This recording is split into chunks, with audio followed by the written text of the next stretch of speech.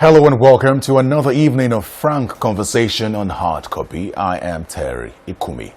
On Hard Copy tonight, we look at the rate of unemployment in a country as populous as Nigeria, which has been a constant source of anxiety for many of its citizens.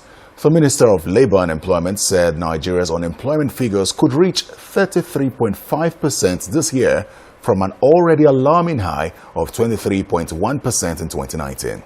But this figure, worrisomely high as it is, was projected for normal times. The COVID-19 pandemic, which has hit the economies of many countries very hard, Nigeria's inclusive, seems to have brought the problem into bigger prominence, as many sectors which are massive employers of labor, such as tourism, sport and entertainment, have taken a colossal hit. As if this was not problem enough, for many who have jobs, working conditions are most times less than ideal. A situation which has led to many incessant strikes, especially in Nigeria's public sector. Most recently, the health sector. It's days now since the National Association of Resident Doctors embarked on a strike over complaints of welfare and inadequate protective equipment, among others. For many, this is perhaps the worst time for medical professionals to embark on a strike. But looking at their demands, some have concluded that they may just have a point, especially since about 800 health workers have been infected with COVID-19. Our guest tonight is the Minister of State for Labour and Employment, Mr. Festus Keyamo, also a senior advocate of Nigeria. Mr. Keyamo, welcome to Hard Copy. Thank you for inviting me. Perhaps we should start from the most recent developments with the update on the strike embarked upon by resident doctors. Now, listening to the interview granted by the Minister of Labour and Employment on our news at 10 on Monday, it would seem that everything would be settled and there would be no strike. But here we are, where the resident doctors have gone on a strike. How do the negotiations with the resident doctors go? Thank you very much. The strike was embarked upon by the National Association of Resident Doctors. But let me start this conversation by first of all appreciating them. They have been fantastic at this time, especially those ones that are actually at the front line. But having said that, let me also say that the federal government has done its own bits.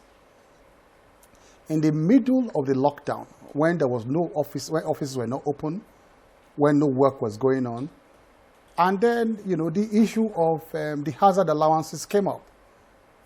Hazard allowance and the hazard and inducement allowances came up. The Minister of Labour and Employment, my colleague in the ministry, actually conveyed a meeting in his house. That was how concerned he was. With all health workers, they were there, and quickly entered into a memorandum of understanding. And that was sometime around April 14th, in the middle of the lockdown, and did commit the federal government, even in that document, without even having the opportunity of rallying everybody, to the table at that time, because we're all, locked up at that time. Myself, the Permanent Secretary, Minister of Health, and Head of Service, they couldn't even attend. But he was so concerned, Dr. Chris Ngige, he had to call them and entered into a memorandum of understanding at that time that they were going to jack up the allowance, the hazard allowance from 5,000 per day to 20,000 per day. And they did agree to do this. And since then, after the lockdown, because of the processes we had to go through, several meetings, have been held, within government circles. Because, that memorandum of understanding was entered into just between the Minister of Labour and the health unions. But then, of course, you have to have the input of the head of service. You have to have the input of the Minister of Health, and all of that. And then you now have to also break it down to say those who are on the front line, those who are not actually treating COVID-19 patients, they won't, benefit from that particular allowance. It's not just going to be, this is the figure of the health workers we have, the doctors, and pay them across board. We had to still do all those subdivisions, and it took time to do that. We had several meetings. We also had meetings where we had to also factor in other workers in the health sector, like, for instance, support staff. The man who opens the gate for the COVID-19 patient, he's at risk. The man who goes to drive the COVID-19 patient from his house to the center, he's not a doctor, but he's at risk. We had to calculate to the last minute, or, to the minute's detail, all of these to come to a conclusion. Now, We did do that. And it was in the midst of all of this that we received a notice that they were going to go on strike as a result of this. And other issues that were not even very current. I'll finish this. It's important for the Nigerians to know why they say they are going on strike. As at June 11, the Minister of Health, having concluded all of this, had already given directives to the medical directors of different federal hospitals across the country and medical centers to forward to the Ministry of Health the different categories of workers, the numbers they have, COVID centers, those who are treating COVID patients and all that, so that they can compute and start paying them. That was about June 11. Then on June 14, they embarked on a strike when their medical directors had already received this notification that payments were going to begin. Now, guess what? Now, having started their strike, they added other issues to the strike. We expected that because of the national emergency, they will restrict their demands to issues around COVID-19 and the hazard of the health workers at this time. They went to bring issues of 2014, 2015, pending issues about payment of salaries. These things not contained in the MOU that you signed? The issues contained in the MOU had to do with COVID-19. What exactly are the details? What exactly are the details of the agreement in that MOU? It's simple, that the federal government will respond at this time and increase hazard and allowances for the health workers. That was the only content of the MOU. And then the other MOU also says that other issues that have been pending in the health sector will be addressed after the post-COVID-19 period. The federal government wants to just concentrate on COVID-19 issues, they have to do with PPEs, the personal protective equipment for the health workers, and of course the increase of their hazard and inducement allowances. These were the key issues. Other issues were put in abeyance. But then, in going on strike, the National Association of Resident Doctors now said that shortfall of salaries of 2014, 2015, 2016, residency allowances, issues that have been pending in the health sector, that is no longer, at this time, those issues ought not to be at the front burner. I think we're going to take, just a second, we're going to take all those issues one after the other. Yes. But it would seem that based on the agreements that you thought you had with them, you felt like every other thing didn't matter at the time. They mattered, but of course, because of the increase, there's a shortfall in federal earnings at this time. And then we thought that the federal government cannot be all over the place this time regarding the health sector. All efforts should be concentrated at containing COVID-19 at this time and encouraging health workers at the front line to take care of patients. And of course, you will agree with me that there's no government, any government will be irresponsible at this time to be treating all kinds of issues when the national emergency has to do with COVID-19. Mr. Keyamo, and guess what? Let me remind you of my intro. In my intro, I said, and I quoted the Minister of Labour, who said that as at Monday, that payments were going to commence. They have started. The next day. But as at yesterday, I spoke with the president of the resident doctors, and they hadn't received. Have you spoken as at today? As at today, before I came to the studios, I had to call. I knew this was coming. 4 health institutions, they received all their allowances as at midnight.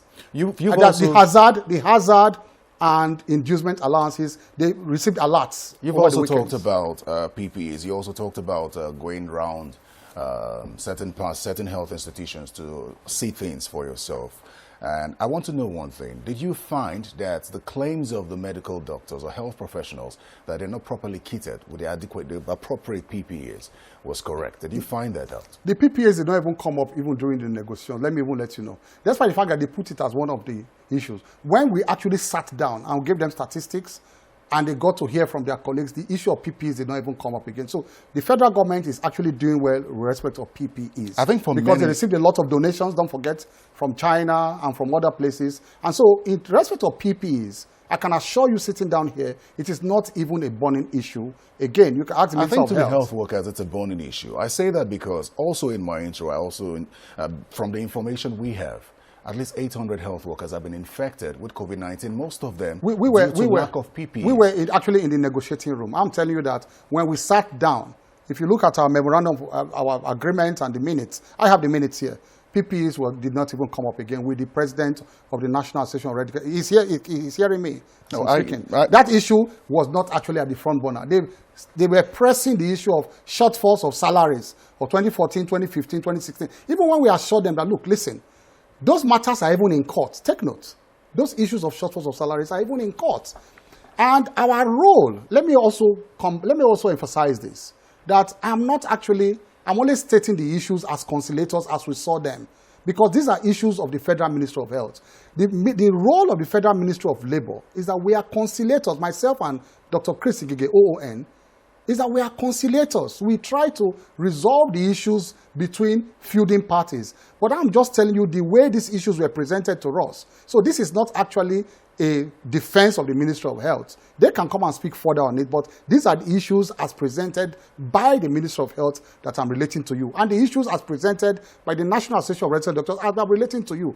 I'm trying to put both sides on a scale. I'm very much interested in what transpired at that meeting. Yes. Because the resident doctors refused to return after recess, even though I understand that the president had come into your office, or I think the Minister of Labour's office, and had presented their demands to you, which you had turned down, and that's why they didn't return. No, we didn't turn down the demands. What exactly transpired? What transpired is simply that it was just the three of us, myself, Dr. Chris Igige, and the Minister of Health, when they finally came to give their final verdict.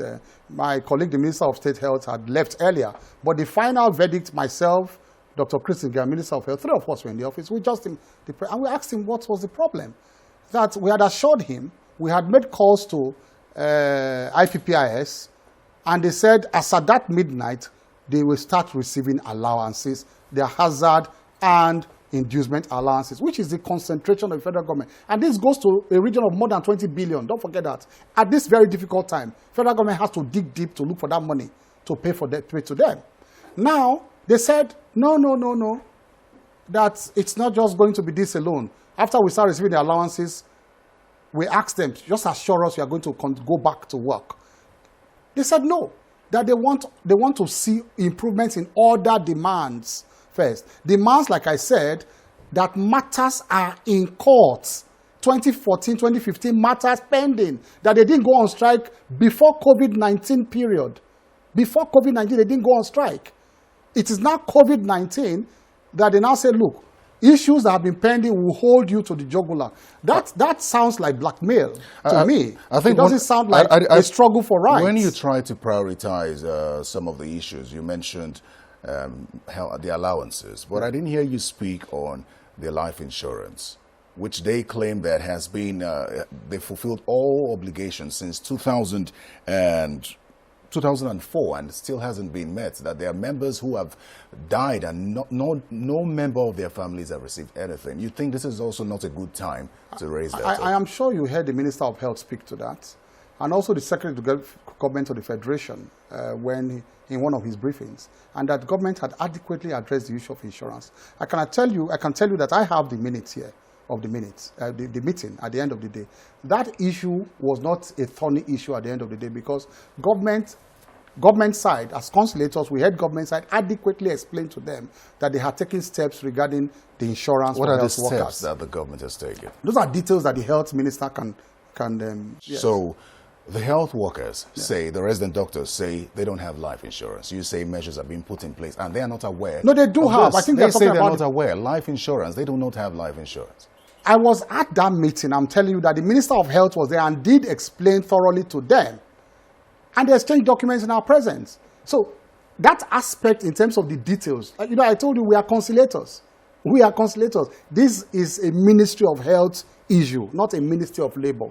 We are trying to resolve issues between both sides. So as to the minutest details of the insurance for health workers, the Minister of Health, you can bring him when I leave here, he will give you those details. I know you said some of these things are not important, but I think to them it is. I didn't say so. No, you're saying at this time. No, you are repeating it again. No, you're saying at this time it's not important. No, I said at this time the concentration should be COVID-19 and containment of COVID-19. I'm sure you understand that it's the same thing we're saying.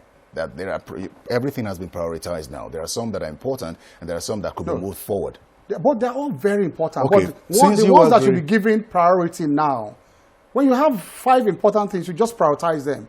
COVID-19 should be at the top of the burner right now. Well, we'll take a quick break and we'll be right back. Please stay with us.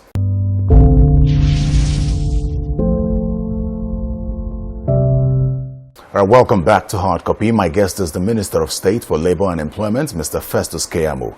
Let me tell you something else that they say. They're really worried about the residency program funding. I'm sure these are pending issues. I've had the issue of the residency program. So what is the government doing to address this? I told you that those are issues that have been pending. Don't forget that residency issue is not just coming up now. Are you saying? I'm saying that the federal government concentrated its own effort and MOU on the issue of COVID-19, PPEs, and of course, payment of hazard and inducement allowances. So the federal government is not going to focus on residency program funding that they have requested?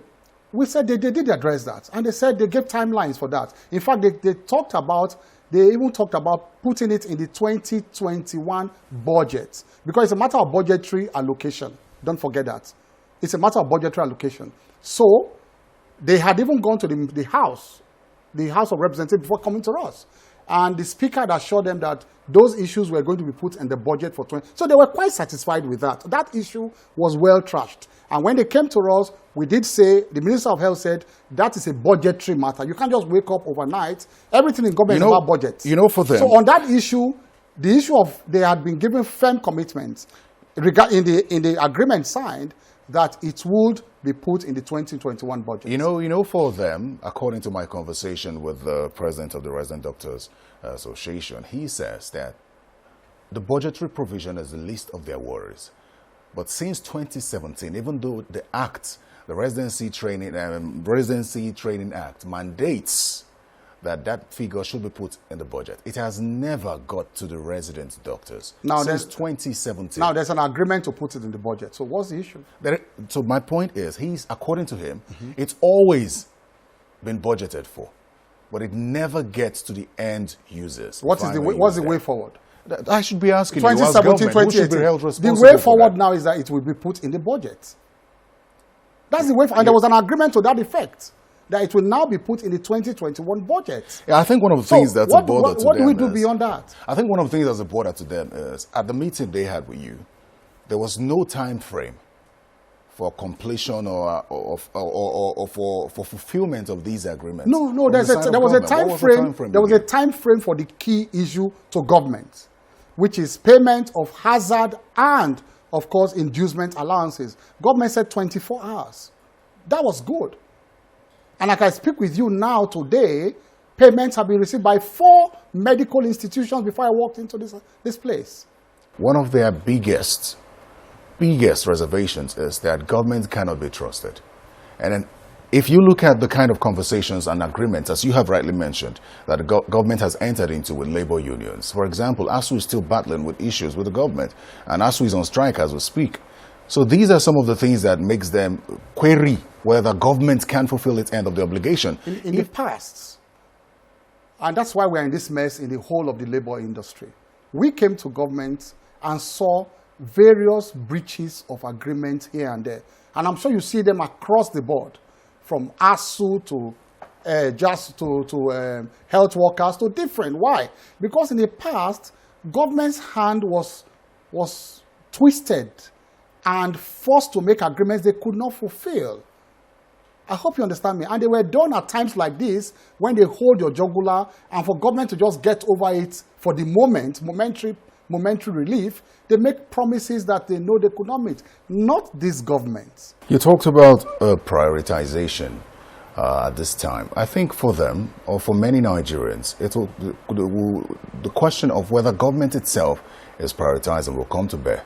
Because if you look at the budget, there are quite a number of projects in there that should probably not be there at a time like this due to this COVID-19 pandemic. Many people have raised eyebrows about the 27 billion naira for the rebuilding of the renovation of National Assembly, and there's a 2 billion naira provision to build a library at this time. Do you think that's priority?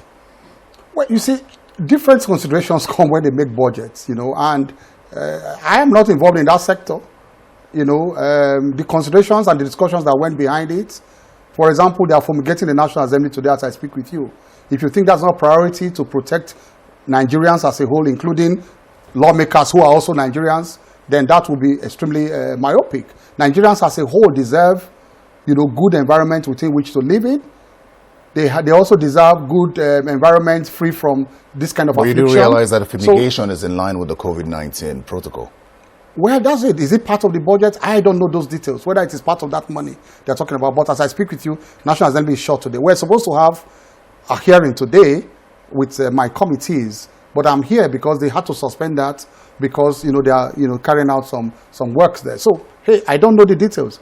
I don't know whether, there are many government institutions that are decrepit. Well, what's your position? What do you make of that? What do you make of the National Assembly prioritizing to build a library and renovate at this time when there are doctors making similar demands and you say they're not that important? They're not priority. Let me also say that at times budgetary provisions may not actually be actual releases. You may have budgetary provisions and depending on the monies coming in, they may not be actual releases. They may be carried over again to next year, but they may just be identified now as something that may have to be done if money comes. But then they may not be actual releases for them at this year. So people should not think that there's a 25 billion that has been given to the National Assembly now. They're just projections. The decision to sack health workers or resident doctors who refuse to go back to work, was it born out of the need to do that? Have you exhausted all your options before you made that decision? It is in line with ILO. I just quoted How ILO many today. negotiations have you had before now? It's the points that they gave the Minister of Health no option. They walked out and said, look, listen, until we see significant improvements. Now, listen, I remember that I was the one, permit me the modesty to say that being a lawyer and a senior advocate, I was the one that called them back when they said, until we see significant improvement. And I said, no, that is too blank. When the president was about to leave, I said, can you put it in black and white? What you mean by significant improvements on the side of government? Because that is neither here nor there. I said, okay, what else would you want? He said, well, they will let us know when they see the improvements coming. Then they will let us know at what point we have improved enough for them to now say it is time to come back to work. That, I think, is too broad. Now, while you say that COVID-19 is not a good time to make certain demands, there are people who still say that this is not a good time to sack workers, at least not even health workers. No, they're not sacking. Nobody's sacking anybody. There's a threat to sack them if they don't No, go back to work. it's not a threat to sack. It's to replace. So, look, let Nigerians be treated at this time. And Nigerians, and look, listen, the options are open. Don't forget that. They just said open a register. So Nigerians, even the doctors are given an option to come back to work. So say, just come and work. They are not sacking you, just open a register. They can be there. What's the difference between replace and sack? Well, anytime you want to come back, if you want to come back, the doors could still be open, but you can come back. And then, when government begins to pay you at that point, but then the doors are open. Come back if you want to come back. But at that point when you are giving impossible demands, government will not stay back and watch Nigerians die without finding a solution immediately to make sure Nigerians are alive. Honorable Minister, if we look at some of the lingering issues with the other labor unions, would you blame the resident doctors for refusing to call off the strike on the honor of the word of the government? I asked a question. Listen, during the negotiation, I asked a question. I was very piercing most times as a conciliator. I said, do you think, honestly, I asked them, that it's only Nigerian doctors that are having issues all over the world at this time, in terms of, even all over Africa, in terms of welfare and all that? These are also the issues all over the world. And then I asked a second question, a follow-up question at that time. Now, is it a good record that it's only Nigerian doctors all over the world, not in Africa, that are on strike at this time? You answer that yourself. Is it a good record? When it is not only you that are having problems all over the world. There are issues all over the world with doctors and unions in Africa, in Ghana, in Ethiopia, in Rwanda, and everywhere. But everybody have realized the whole world is in unity to say, look, listen, we need to contain this pandemic at this time. So we are all going to give our all, especially when government has also responded by increasing your hazard allowance and, inducement allowance. What else will government do at this time? But to encourage you in the task that you have cut out for yourself. That this emergency has imposed on all of us. I'd like to say a very big thank you to you for finding time to come speak with us, Mr. Festus Keyamo, the Honorable Minister of State for Labour and Employment. Thank you very much. Thank you for inviting me. Well, that's Hard Copy. Thanks for watching. Send feedback to the email address on your screen and catch the podcast on channelstv.com/podcasts. I'm Terry Ikumi. Good night.